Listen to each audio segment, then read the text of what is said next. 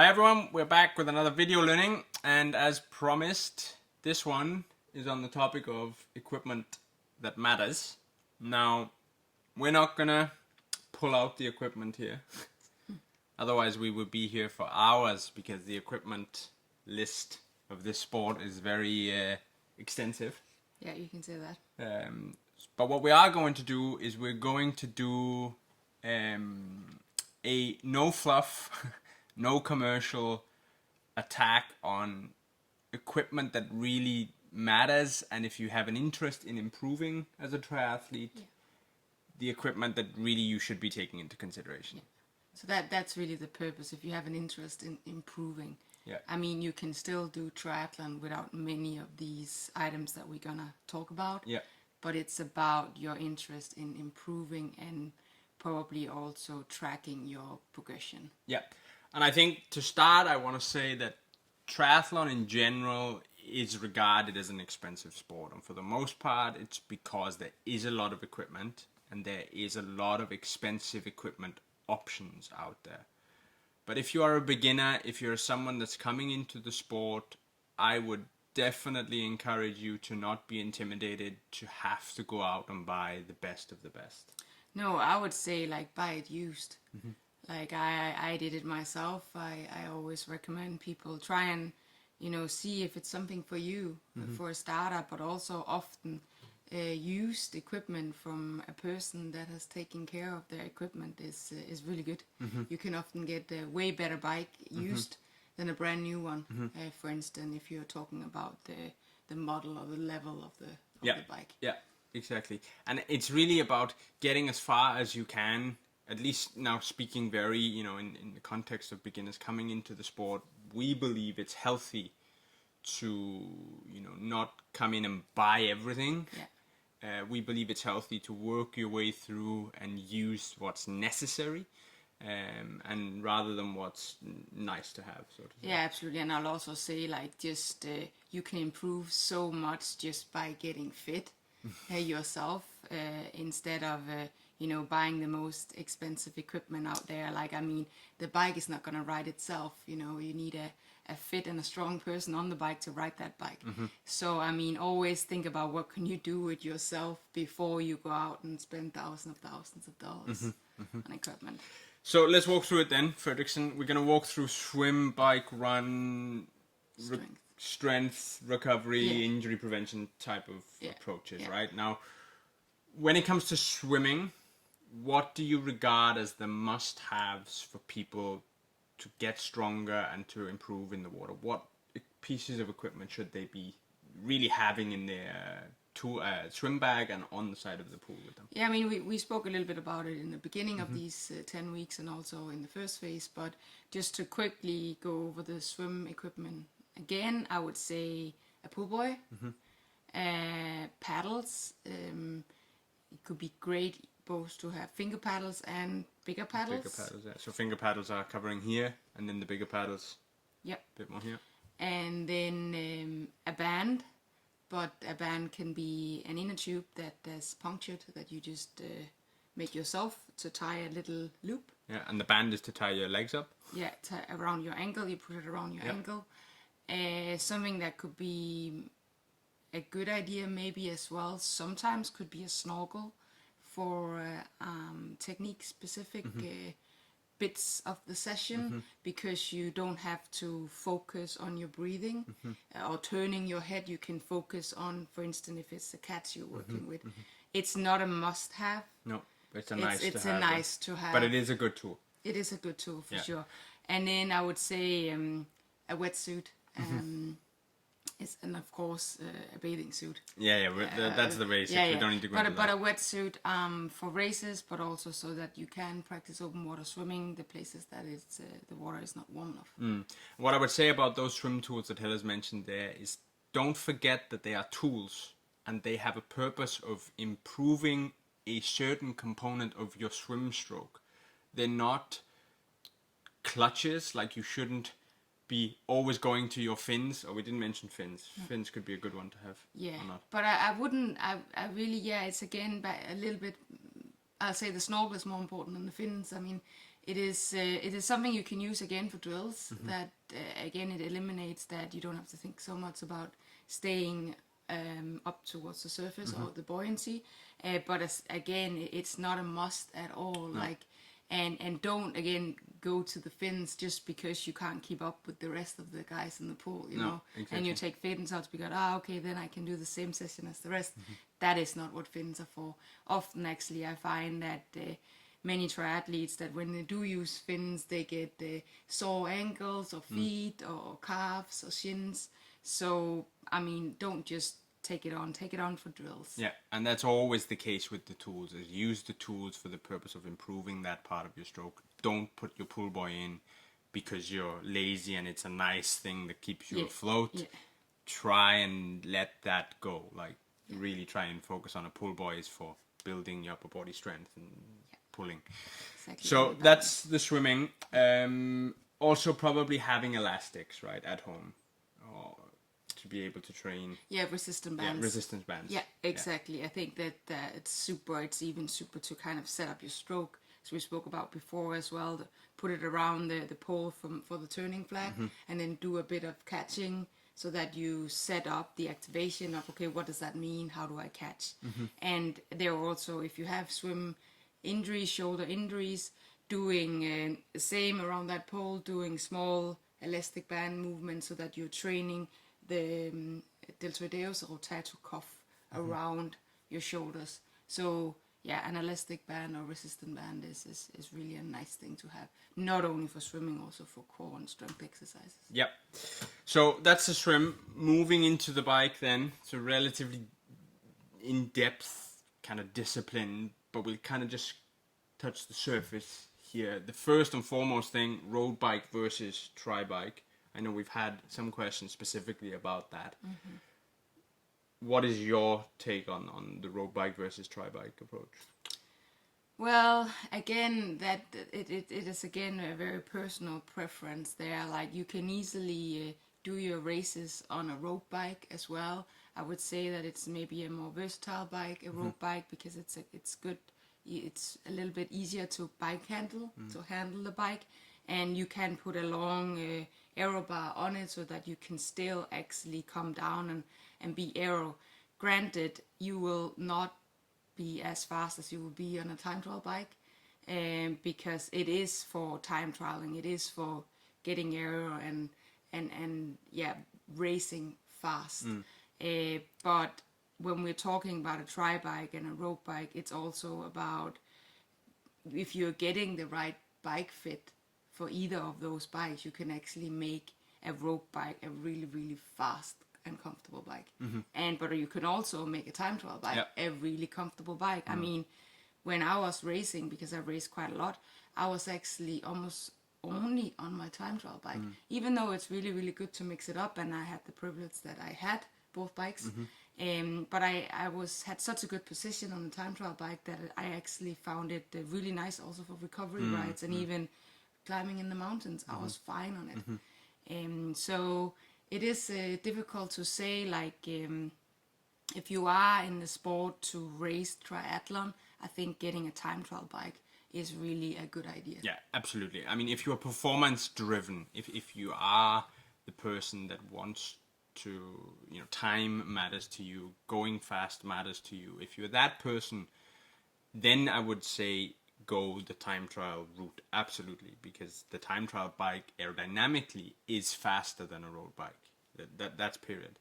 However, if you have a road bike and you've come into triathlon and you only have a road bike, I would not say that you need to then go out and buy a tri-bike, because as Helle said, you can get so far with that road bike. So until you start to get that urge for performance and wanting to really look after your seconds and your minutes, then it's probably a good time to make the switch to a tri-bike if you don't have one. You've mentioned fit a couple of times now. Good saddles. Saddles, yeah. As Ivan spoke about in the other day as well, like the saddle, the contact point of the bike with you, the saddle is something that can be terrible and it can be quite good. I mean, and it takes a long time to find the right saddle.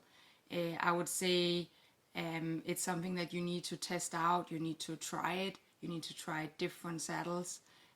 That is something you need to spend time on. And then I would say for a triathlon specific saddle, having a split nose is often a very, very good idea, because it allows you to tilt your pelvic forward and come in that more forward position as you are supposed to be in when it is that you are racing or time trialing. But when we're speaking about a saddle, then we are also going to speak about a chamois. Yes. So the chamois that's inside your beeps, your cycling shorts, it's also very important, and it can really, really create a lot of problems if you don't prioritize that it needs to be a good one, because you're sitting there for many hours. It's a lot of friction, and you can really get a lot of discomfort. And then you can move around on the bike, and you can create other problems in your body. Yeah, and they are really two things that we would say: don't limit your investment into a good saddle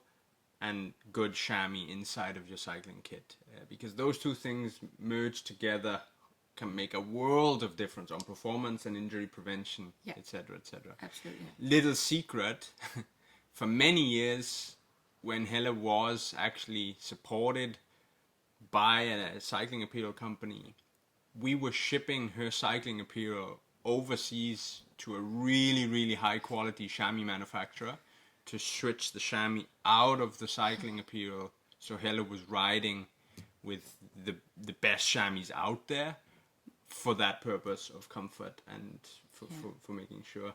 And we did it with probably 20 or 25 pairs of bib shorts. So that's a little behind the scenes, no mentioning of any brands on that. Okay, so good saddle, good chamois.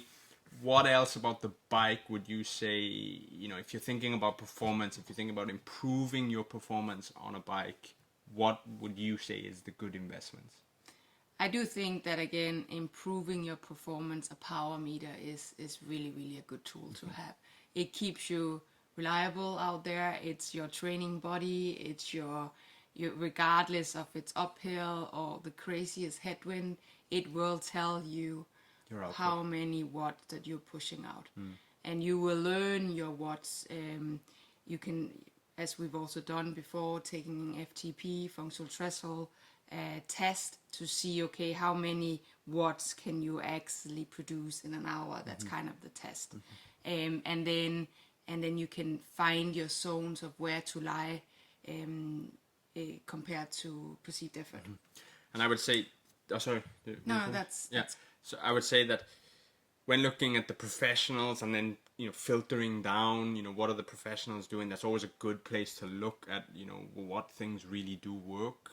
Granted, a lot of the athletes are endorsing products, but what I would say is 95% of the professionals are using a power meter, if not more than 95%. Yes, I think everyone. In cycling, almost every rider will have a power meter, and it's for the reason that it is a fantastic tool to train with. But of course, you need to make sure you're training under the direction of somebody that knows how to train with power. Right? Yeah, and I'll say with a power meter, there are so many out there, and they're getting more and more and more, and that's also making them cheaper. But I think if you are to go out now and you think, okay, I would like to buy a power meter, I will say that the power meters that are crank based are usually the one that's most reliable in terms of the power. They are also the ones that are paddle based. And so, I mean, when it is, spend some time, read the reviews, what you are gonna get if you buy a power meter. Yeah. So that's cycling. I'm conscious of time here, so let's just move through as fast as we can. Running. There's not a lot of equipment actually in running, which is nice. It's what makes it one of the nice things. Yeah, you can run everywhere. Yeah, you can run everywhere, and you don't need a suitcase and bags full of equipment. Oh no, yeah. Oh, I don't miss those days. Yeah. Running. Yeah, so a little bit like cycling with the bike fit, a little kind of the same, a gait analyze. Yeah. Where you go in and actually figure out, okay, how are you running? How are your feet landing, and how are they rolling when you land? Exactly. Are you falling in? So are you pronating? Or are you more or less neutral? Or heel striking? Heel striking or supinating. There's not that many that's doing that, falling out to the sides instead. but the shoes will support your gait. So if you're running with a shoe that's actually doing something completely different than supporting your gait, again we are back to injuries, and it will not take many runs and you'll start to feel some problems. So getting that gait analyzed, most running stores, specialist running stores, they do provide that and will help you, guide you what shoes you should get. And in terms of that, they also often make you buy two, and it's not because they want to sell, it's literally because they want to, the variety of shoes that you're changing your shoes, you're not running in the same shoe all the time, is again back to you can run much more consistent, you don't get injured, and the variety in what sort of support you are getting under your feet is just so important. And it's also key to understand that having two different pairs of shoes, or even the same shoe in the same model, there is a high probability that your foot will position itself different in that shoe. Yeah.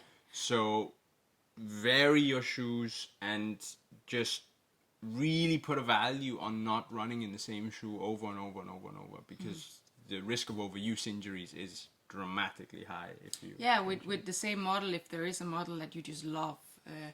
I had the same, I put a date in them, I wrote a date in the shoes, so I knew, okay, this set of shoes I started in May, and the other set of shoes I started in July, but I was still using both of them, so that I just knew that they supported me differently. So it's a way to do it, to start two pairs of shoes up within a few months, and then vary them like that. Another secret that I'll just let you in on, coming back to if you love a shoe, then try and get that shoe. When Helle was supported by Nike, Helle was in love with shoes that were not even in production anymore. And Nike were trying to source shoes that they weren't even producing, because that was Helle's kind of go-to shoe at that time. And so I bought buckets of of that shoe that I just loved so dearly, and that was the one that had so many dates whenever I started a new pair of shoes up. Yeah, exactly. Cool. So that's running. So variation of shoes, gait analysis, then a heart rate monitor and a good watch is valuable. And again, this is coming back to those that want to improve and those that want to get the best out of yourself.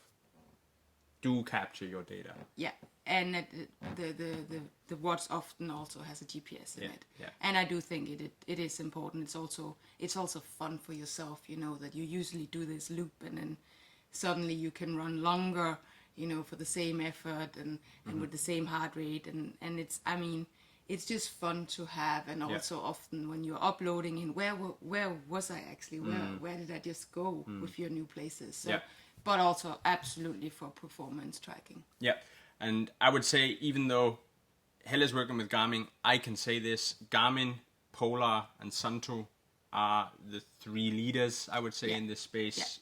Yeah. Even the Apple Watch is really good, but those three... I've actually tried them all, and I've been happy with them all, and also how you can use it and how... The reliability of them as well, right? Yeah. Okay, great. So that's running. Now onto this category outside of the three obvious disciplines, and that's kind of like the strength, recovery, maintenance kind of category. We've gone through the specifics of that self-maintenance toolkit that you have with your foam rollers and stuff. I don't think we need to go into that because we've covered it. But what is it about this recovery area that you would say is key for people to think about? I mean, it's again back to consistency. You know, if you just spend those 5 minutes on yourself after a run and a ride with a foam roller or a stick or a ball to roll your feet, I mean, you can stay consistent with your training and improve. And you also you don't get as sore until to the next day. You know, you are then feeling way more motivated and strong to go out of the door again tomorrow, because you are not really sore because you spend those 5 minutes. And that the tools I mean, they last forever. Yeah, and they don't cost a lot, no. Right? I mean, you're talking a few balls, you have a few different foam rollers, you have the stick as a self-massage. Yeah, which is one that you can bring and it doesn't feel anything in the back. Yeah. So they're just small investments that really, you know, don't cost your bank account an arm and a leg, and And they last. The only problem is if you forget it somewhere. Yeah. But else they don't break. No, exactly, and they're good. Yeah. The other recovery that you did use a lot, you did use recovery boots. Yeah. A lot. Yeah. Specifically, you were using Normatec, but there's others out there as well. And you were a fan of recovery boots. Yeah, absolutely. I felt that it made a difference to kind of drain the lymph system and flush the body with waste product that you're getting from training. And then you also, you told yourself, now you're going to lie down for half an hour, right? So like it also was a good thing to kind of lie down. So those boots were good. Actually, another thing when we're talking about that, I would say Epsom salt baths were also something that I was really, really happy with, and also took a lot of the soreness away and the stiffness of the leg. So just 20 minutes sitting in the bathtub with Epsom salt dissolved in the water was really, really nice. I've done many trips to the supermarket to buy Epsom salt. Yeah. Yes, then I would say the other thing, thinking about strength, is that coming back to invest in your environment.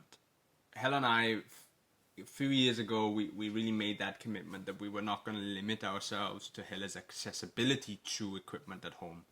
And it proved to be a huge benefit. Granted, we have treadmills and stuff, that's not what we're saying, but we're saying build your home gym environment. Yeah. Build an environment that is easy for you to escape off for 30 minutes if you have the kids running around and you throw them onto dad or whatever, or dad throws them onto mom. Like, you can go quickly and escape and quickly get back. And same before work, right? I mean, you don't have to then drive into a fitness center. And the efficiency is amazing to have a few basic tools at home, I really think. And it really, really does work. So I would say I would always recommend people to make the commitment to invest in your home gym setup, right? Last thing we're going to talk about then is racing as a category in itself. Now, we could dive so deep into this, which we're not going to, not at least in this video, and we won't cover it in this U versus 2020 stage. But racing in general, I mean, when you're racing and when you really have that eye on performance, you can go down into the weeds of optimization, right? I mean, there's so much you can do. There's equipment choices. I mean, we were traveling with 5 wheels to choose from. I mean, as back to my comment earlier where I talked about I don't miss the bags. So we would travel with a 30 mil front, a 50 mil front, a 70 mil front. You never know the wind, right? So 90 mil rear and a disc. That was the wheels we would always travel with. But that's going off topic a little bit, but what my point is that there's so much you can do with regards to optimization for racing. But the first and most important thing is if you don't get the things right in training, like all those things we just walked you through now, like the bike fit and, getting the gait analysis. I mean, you can have the best racing equipment there is, but if your body is not optimized, if your training is not optimized, it can kind of go out the window. Exactly, right? And also if you haven't spent time on a bike fit, on a running gait analyze, or getting your training right, then, I mean, an aero bike and a disc wheel and an aero helmet, I mean, it doesn't really matter that much. As I said in the beginning, the bike doesn't ride itself. And if you're sitting really bad on the bike, a disc wheel doesn't matter. If you're up high anyway.